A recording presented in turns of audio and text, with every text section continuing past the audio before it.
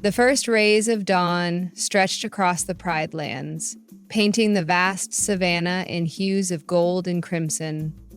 Birds soared overhead, their songs blending with the rustling grass.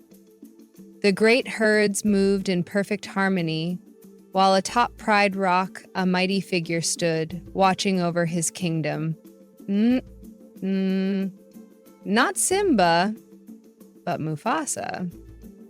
In another life, Mufasa had fallen in the gorge, betrayed by his own brother. But in this reality, destiny had other plans. The wildebeests thundered through the ravine, a chaotic sea of hooves and dust. Scar, standing above, watched with a sinister gleam in his eyes. His moment had come. Long live the king, he sneered, releasing Mufasa's desperate grip. But fate was not so cruel.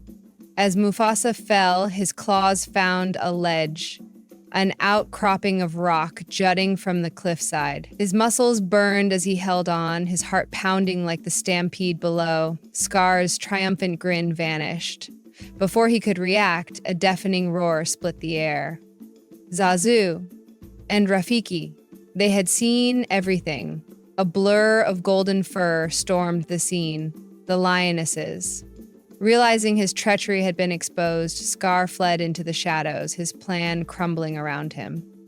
Mufasa, battered but alive, climbed from the gorge, and there, trembling in fear yet safe, was his son, Simba.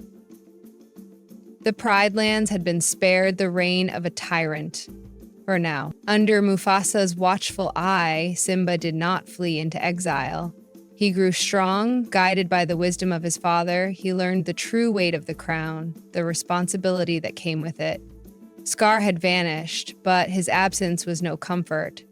Somewhere in the depths of the savannah, he was waiting, scheming. Simba trained alongside the lionesses, learning to hunt, to lead, to defend his kingdom. He formed an unbreakable bond with Nala. And as the years passed, his heart swelled with pride. But there was one challenge even Mufasa could not prepare him for. His own daughter, Kiara, whose fiery spirit mirrored his own youthful recklessness. Beyond the Pride Lands, Scar was not idle. He had found allies, rogue lions, banished hyenas, and a fearsome lioness named Zira. She was devoted to Scar's memory, determined to restore his legacy. From the shadows, they watched. They waited. One evening, as the sky burned with the colors of sunset, Kiara strayed beyond the borders of the Pride Lands. There, she met a young lion, Kovu, Scar's chosen heir. But Kovu was different. He had been raised to hate, yet something inside him questioned everything he had been taught. Mufasa, ever vigilant, sensed the darkness creeping into his land. When Kiara returned, he asked her about the lion she had met, his golden eyes wise and unshaken. Held only one warning: a heart torn between two paths can be dangerous, but it can also change the future. The attack came without warning. Scar's forces, led by Zira, stormed the Pride Lands with fury. The roars of battle echoed across the plains as the kingdom fought for survival. Mufasa and Simba stood side by side, father and son, two kings united in purpose. The battle raged like a storm, with claws clashing and roars shaking the very earth. The Outlanders, hardened by years of exile, fought with desperation, while the Pridelanders defended their home with unwavering resolve. Lightning flashed in the distance, illuminating the chaos. Zira found Mufasa in the heart of the battlefield. Her eyes burned with vengeance. "You should have died that day," she snarled. "Scar's kingdom should have thrived." Mufasa met her gaze unshaken. "And yet, I am here. Your hatred ends today." Then came Kovu, stepping forward, his voice steady. "This is not the way. We are not Scar." Zira's rage consumed her. She lunged for Kiara, but Mufasa moved with the speed of a lion in his prime.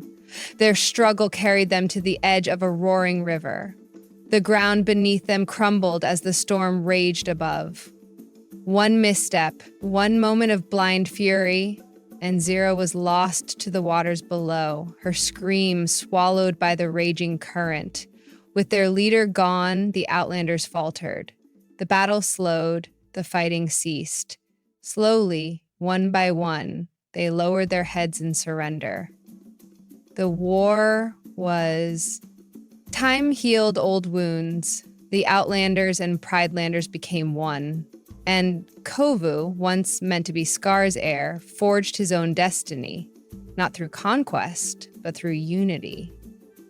Years later, Mufasa stood upon Pride Rock, watching as Simba ruled with wisdom and strength. Kiara and Kovu, side by side, prepared to lead the next generation. But even as peace settled over the Pride lands, Mufasa knew that history was a cycle. There would always be those who sought to disrupt the balance. He spent his remaining years ensuring that his pride remained strong, that his lessons were passed down. One evening, under the vast, starlit sky, Mufasa and Simba shared a quiet moment together.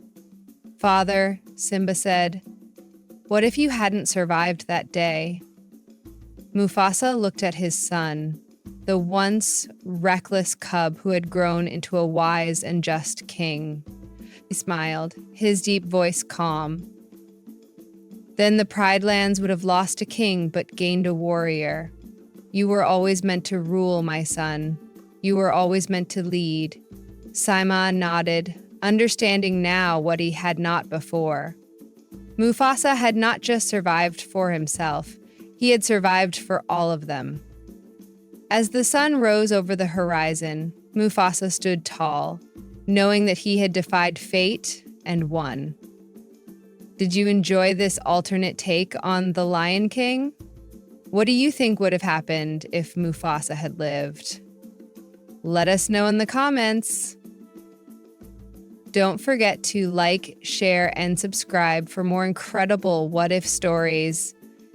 Until next time, keep imagining the possibilities.